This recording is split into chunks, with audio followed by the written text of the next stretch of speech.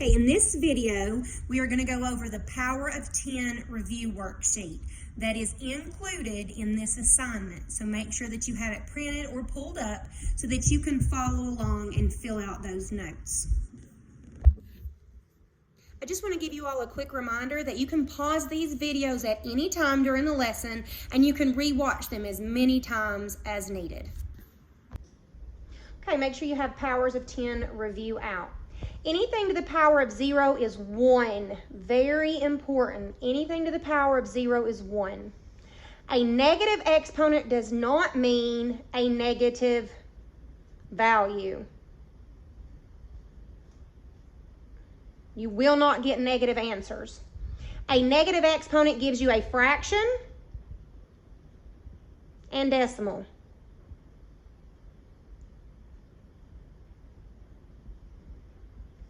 When your power is positive, that gives us a whole number.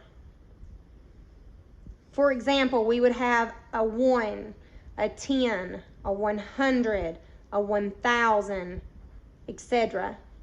When your power is negative, you're going to have fractions and decimals.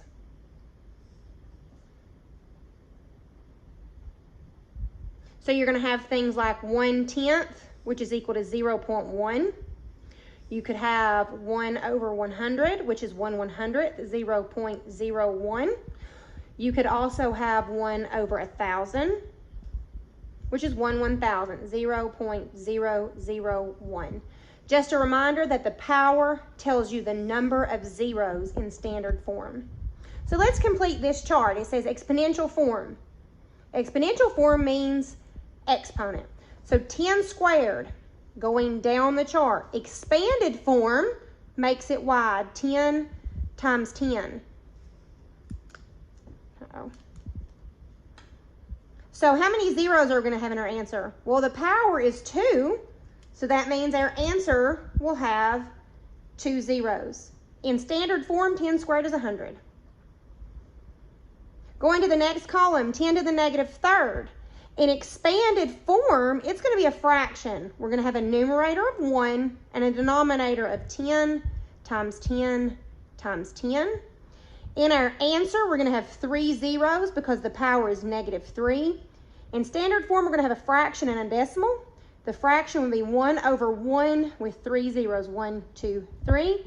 And as a decimal, it's going to have a leading 0 with a total of 3. There's 1, 2, 3. With a 1. All right, if we don't have any zeros, 0, 0 tells me my power must be 0. In expanded form, it's only 1 because anything to the power of 0 is 1. And also in standard form, it's 1. Now for the next column, we're going to start in the standard form. This is a fraction, which tells me that my exponent must be negative. So let's count our zeros. There are 2 zeros. Because it's 0.01, it's a fraction, also a decimal, so my power is going to be -2. In expanded form, my numerator will be 1. My denominator will have 2 10s. Next column, 10 times 10 times 10, those are whole numbers. There's 3 10s, and because it's a whole number, I have a positive power. In standard form, we're going to have 3 zeros.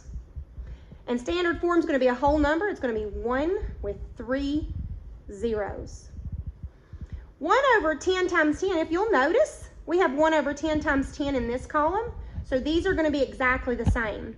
Because it's a fraction, my power will be negative. Let's count our 10s. There are 2 of them, so that's 10 to the -2. How many zeros will be in our final answer? There will be 2. As a fraction, it's 1 over 100. But fractions can be turned into a decimal. We have a leading 0, a total of 2 zeros, so it's 0.01.